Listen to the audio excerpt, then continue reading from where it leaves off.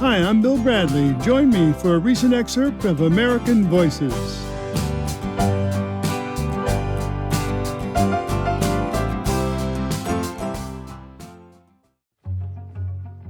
We all want to learn how to communicate better, but what if you had a 7-time Emmy-winning actor and expert on communication to help you out? Well, you're in luck.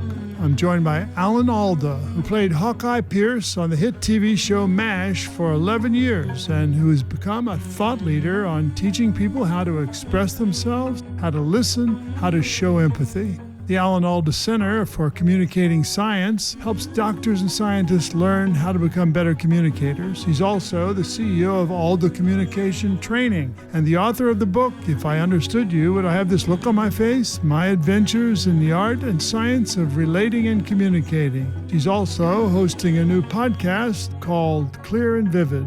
Alan Alda is here with me now in the Sirius studios. Welcome to American Voices. Thank you. What a nice treat it is to see you again. Yeah. Love it.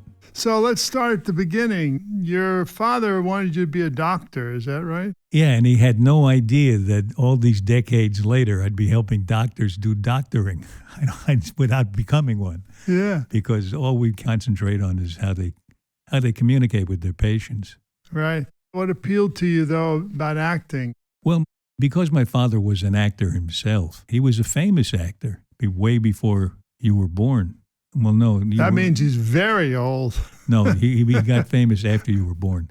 But he was a movie star, Broadway actor, and he started out in burlesque. Huh. And some of my earliest memories are standing in the wings watching him and the chorus girls in the comics. Is that right? Yeah. I had a very unusual childhood. And you'd travel with him? Yeah, on these trains in the middle of the night with the comics, playing cards and drinking and smoking. And sounds like the NBA. So just you and your father? And my mother. Uh-huh. But I watched him from the wings from the time I was a baby. And it didn't seem to me there was anything else to do in life but be an actor. And it was funny because, we traveled in this band of traveling comics and straight men and actors. I always thought that we were the blessed people and everybody else was a civilian. And as a little boy, I pitied them that they didn't have the life we had. So you felt completely loved by your mother, but she also had mental illness, right? Yeah, unfortunately she was schizophrenic and paranoid. And it's always been interesting to me in retrospect to look back and realize that you can have severe mental illness like that, but be capable of love. I was really loved by my mother. Mm-hmm. She didn't realize it was hurting me every time she told me I was trying to kill her from the paranoia. Right. Or that, the cracks in the wall, people are taking pictures. Yeah, right? Constantly people taking pictures. And that's what her version of reality was to me. But there was an advantage in that I only realized later in my life.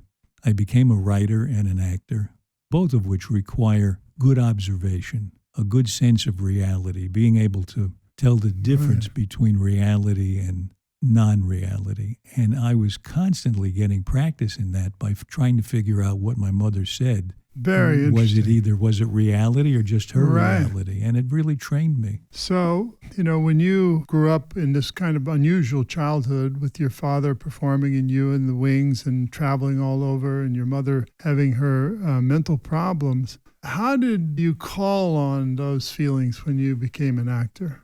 I didn't always call on them at first. It's interesting. I really wanted to be an actor. I think I had been exposed to a lot of performing, which isn't the same as acting. Right.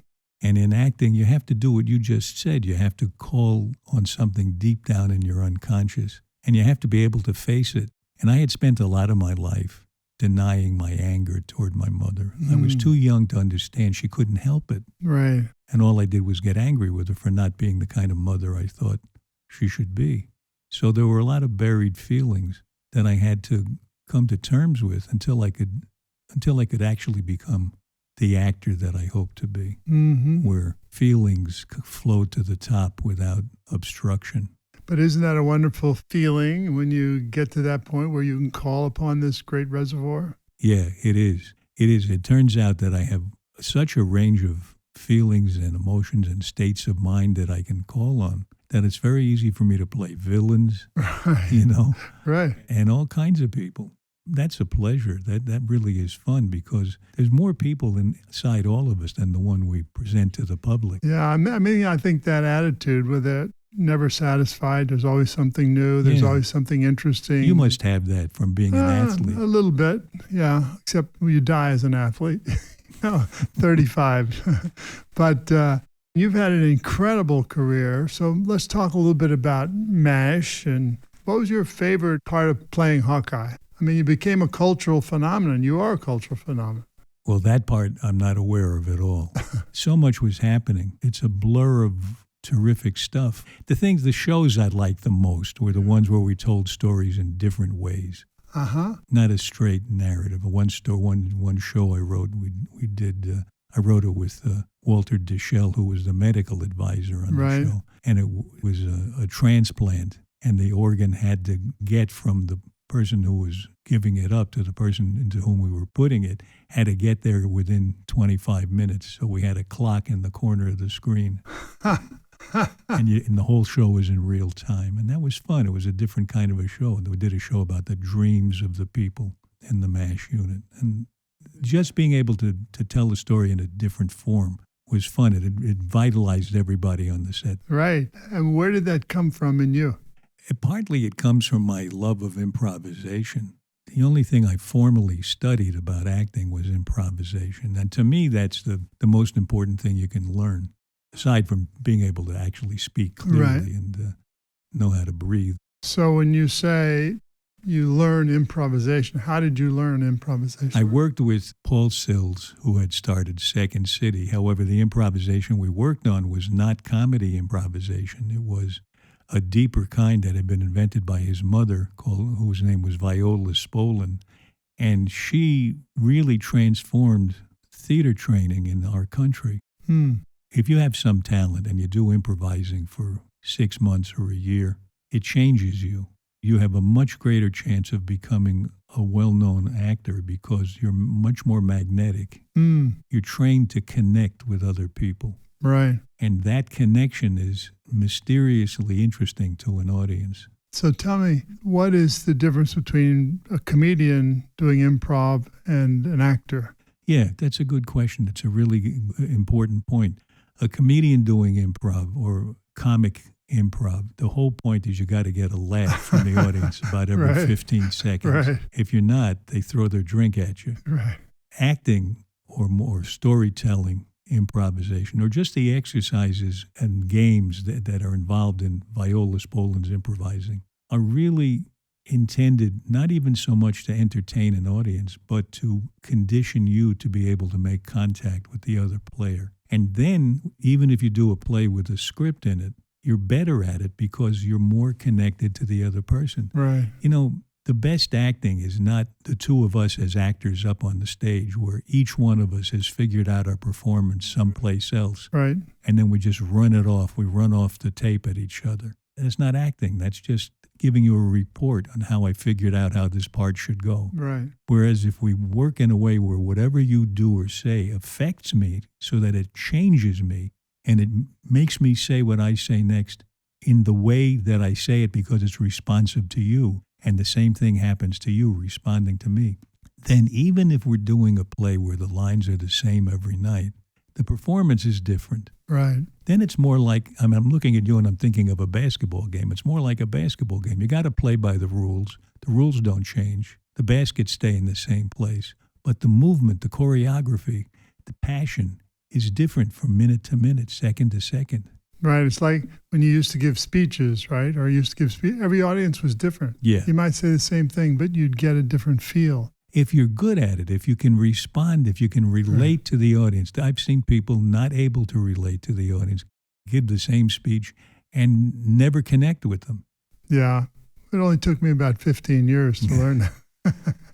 But do you remember, you're talking about the improv, do you remember when you moved somebody or somebody moved you in this improv world?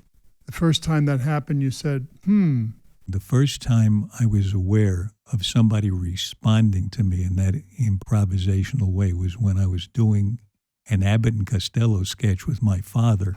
Really? When I was 9 years old at the Hollywood Canteen, where we were entertaining soldiers and sailors on the way to the Pacific and during the war. And what happened? He had taught me the sketch, and yet and we were playing the sketch, and I was Costello, he was Abbott, who's on first. Ah, yeah. And one of the greats. Yeah, but he was my father. And while we were doing the sketch and getting these big laughs from the audience, I could see this glint in his eye and a whole separate communication coming over him.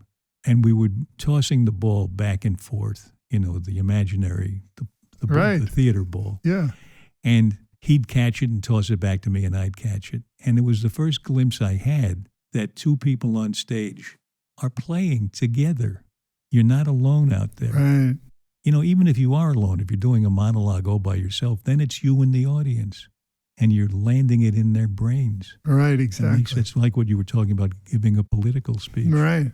You've done so much, The Aviator, ER, West Wing, 30 Rock. I mean, you can say them without looking at a piece of paper. I can't do that. Well, I keep going if you want, but the issue is these are all different characters. How do you get into a character? I just go by what's written in the script. The script has clues in it about who you are and what you want. The main thing is what you want. What does this character want? That's what defines the character. What the character wants and how he goes about getting it. What are his techniques? What are his strategies? And from that, you know who he is. And you don't have to pretend to be somebody. You just have to want and try to get what he wants. And I don't really feel, even when I'm a villain, I don't really feel I'm in it until I not only want what the character wants, but I deserve to get it. And then nothing can stop. I want to remind our listeners that this is an American Voices special presentation. My guest today is Alan Alda. I'm your host, Bill Bradley. To find out more and to connect with other listeners, visit our show page. It's facebook.com/American Voices with Senator Bill Bradley.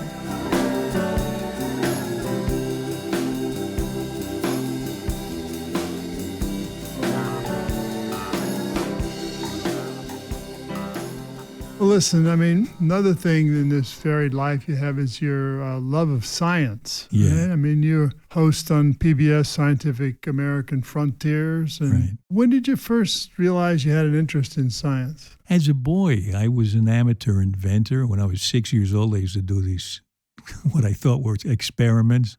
I mix my mother's face powder and toothpaste to see if I could make it blow up. Really? Yeah. I was always searching for an explosion. Did you ever succeed? No, thank God. I couldn't reach the things in the kitchen that would blow up. I invented things and I made models of them and drawings of them. And when I was in my 20s, I started reading science, started reading about science. Right. And it was such a thrill for me to see what people were able to understand about nature that it was like a great detective story. And then when I did the science show, I did 11 years of that, as long as I had done MASH. Is that right? Yeah, and I must have interviewed about 700 or 800 scientists. And what I realized was everything we've been saying about improvisation was what we did on the science show. That's how I talked with the scientists.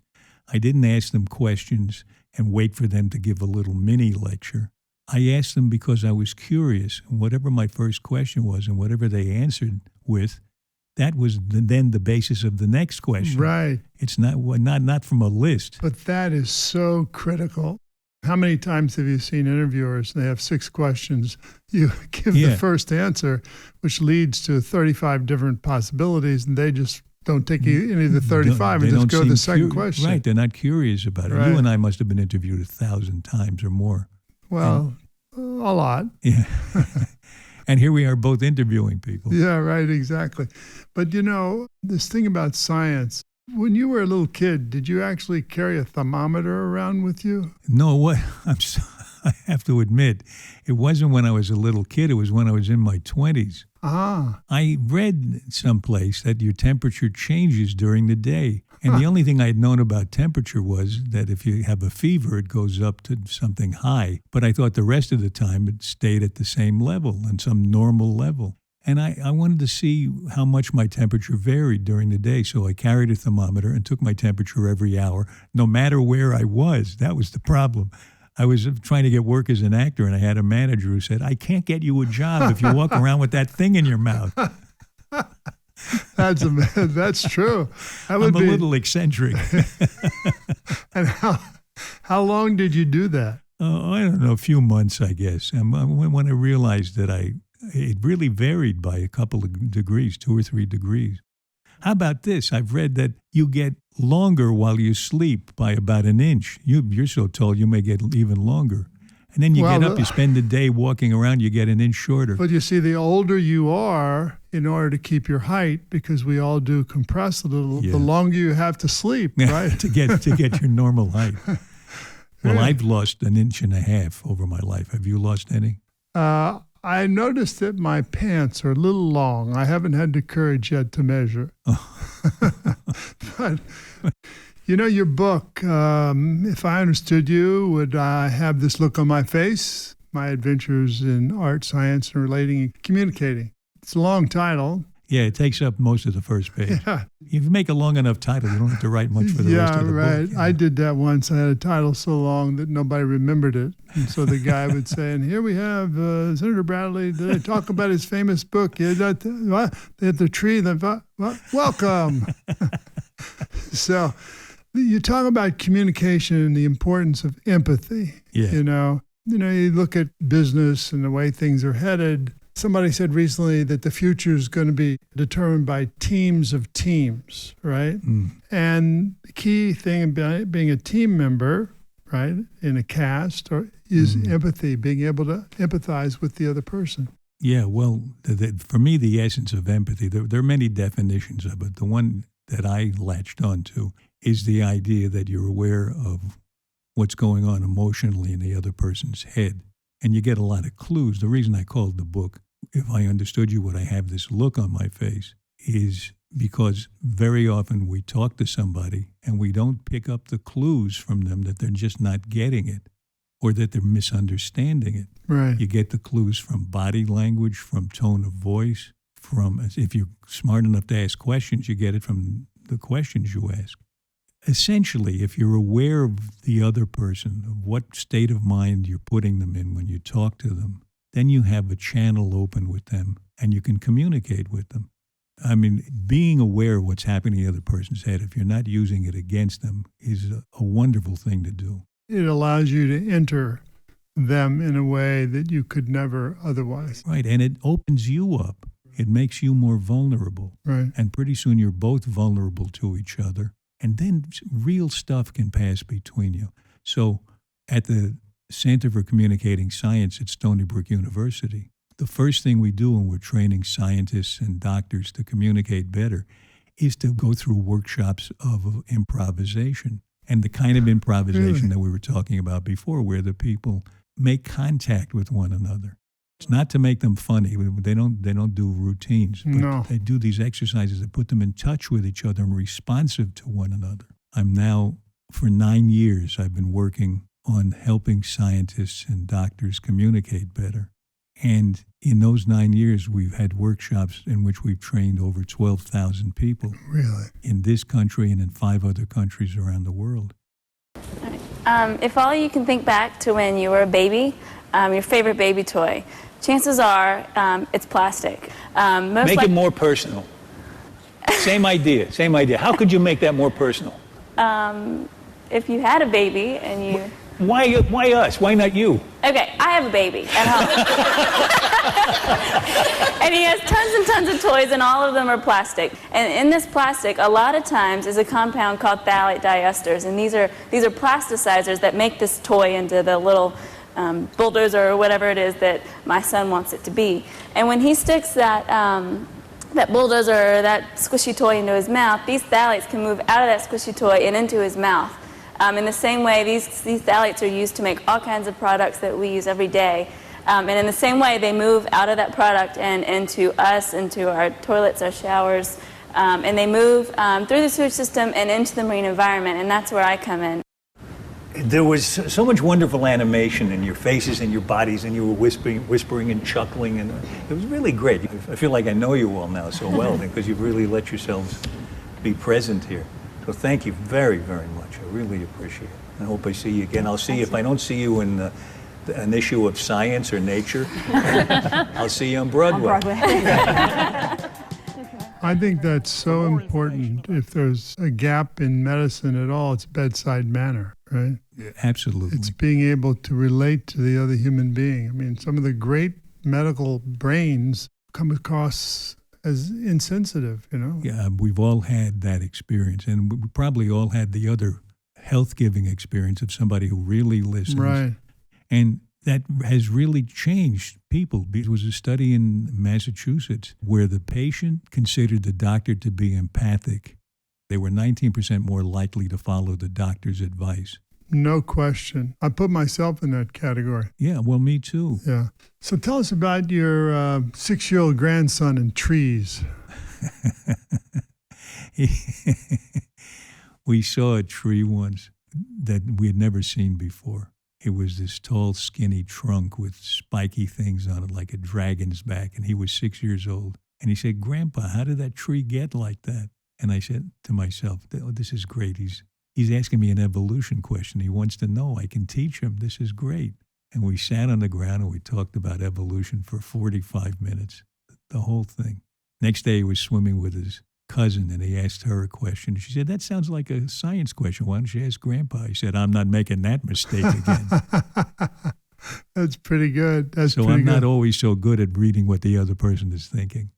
So what do you think are the most common mistakes that people make in communicating, you know? If you're not aware of what the other person is going through while you talk to them, then you're more likely to use jargon, inside language that they either don't get or completely misunderstand. And it's such a gift to be able to break down something very complex into something that is understandable. And yet not dumb it down. Right. But you don't have to go into all the details.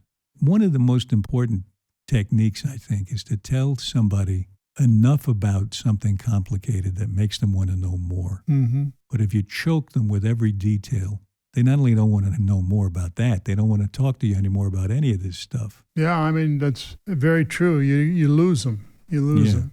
You mentioned the company called the Alda Communication Training Company, and we developed a team of women, worked on developing a workshop for women to help them get past barriers like this. But we hear from women in business all the time that they'll be at a conference table, come up with an idea.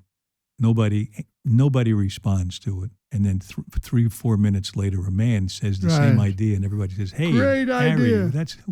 Where'd you cut? It's great. Good for you." Yeah, well, You know. I know someone who, when that used to happen, she used to say the idea, she'd say, "And the red rooster."